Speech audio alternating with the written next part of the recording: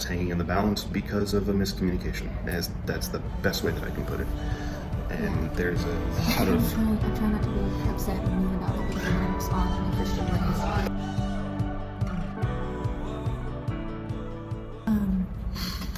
I'm not even really sure what to say or how to say it.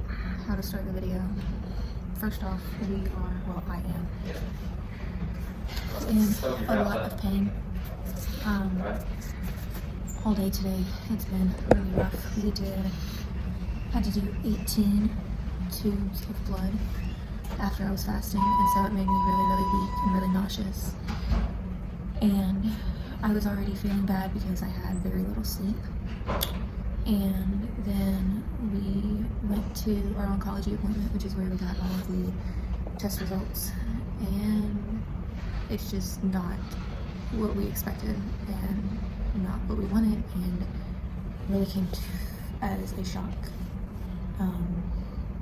And there's a lot of emotions. I know that I'm talking very bland right now, but I'm trying not to cry or scream because it's kind Scream, definitely scream.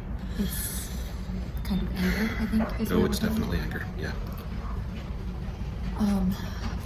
The good news is that portions of the tumor in the kidney, in the liver, yeah, in the liver have shrunk, and so that's a positive thing. It means the drug is working, and so that's a good thing. But we thought we were in the clear of blood clots. And the doc in Vicksburg told us to cut our dose of Eliquis, or the blood thinner, to help prevent blood clots. Yeah, that cut it in half. We were safe and that we didn't have to worry about it anymore.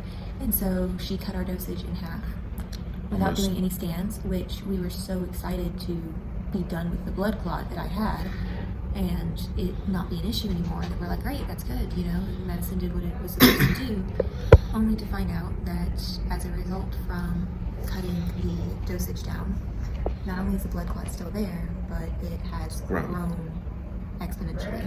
The problem is that the Texas doctor put us on the blood thinner not to shrink the blood clot, but to stop it from growing.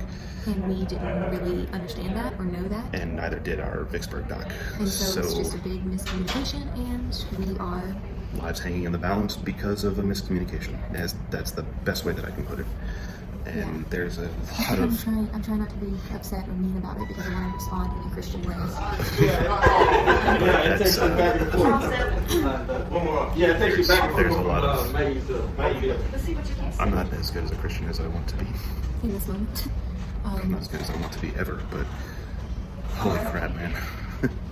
How do you what do you do with that? What do you do with... we totally messed up. Sorry. Oops. Now we need surgery to correct the growth. Essentially, we're going to kill the kidney. We're going to embolectomy. Was it? Yeah, embolectomy. I guess they're going to put a coil in there, shock the artery to cut off blood flow to the kidney, which hopefully will kill the tumor and probably kill the kidney and hopefully draw the blood clot down, which...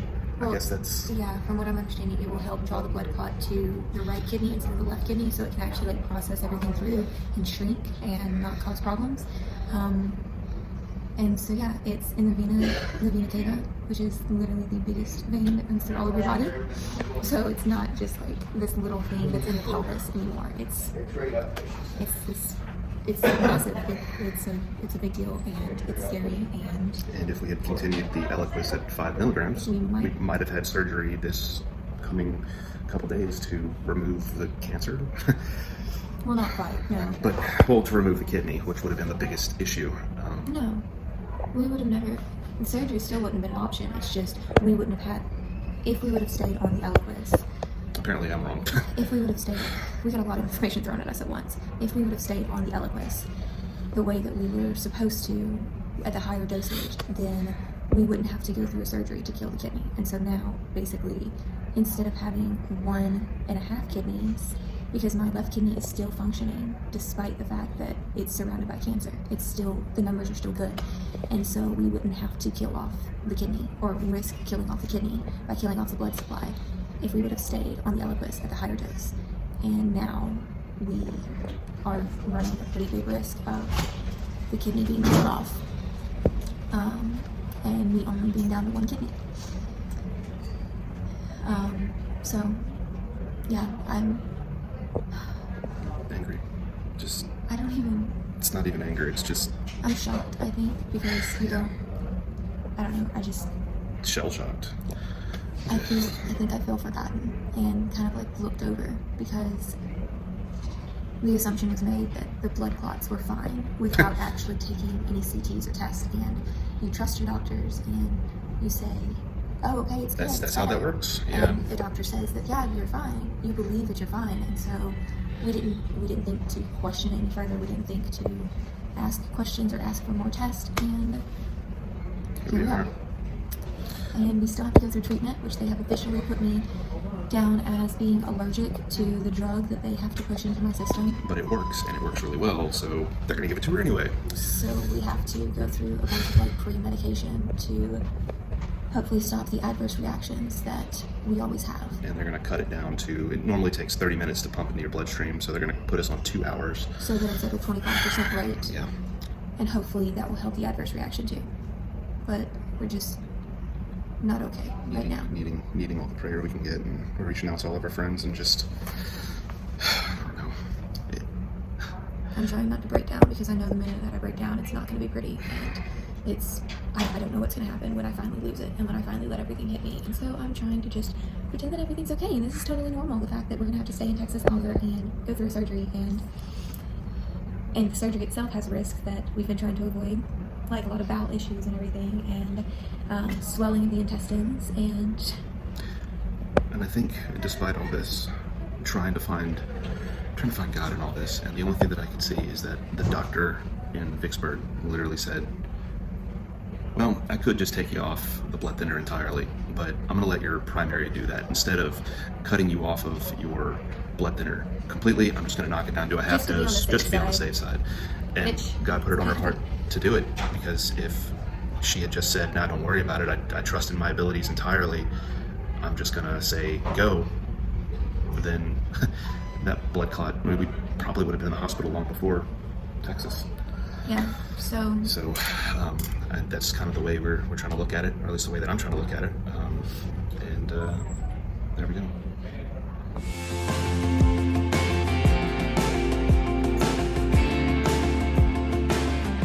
Back in our home away from home for the night, thank God. First order of business, treatments today went good, which we're really happy about, because like I said, we've been having the adverse reactions. I was really nervous that because we were switching over to just Nevo this time and a higher dose of the Nevo, and it's been what I've been having the adverse reaction to, that it was going to be really bad or even worse than it has been in the past. But they administered the pre-treatment drugs and actually waited like a full hour for them to really take in or set in and take effect, and it worked really well. So much to the point that you slept through the whole thing? I slept through the whole thing. At one point, Darren woke me up.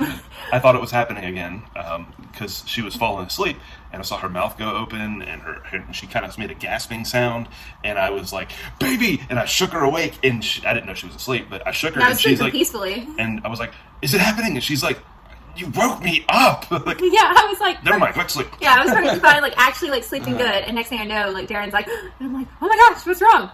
So yeah. But I was able to sleep through the whole thing. We haven't had any reactions.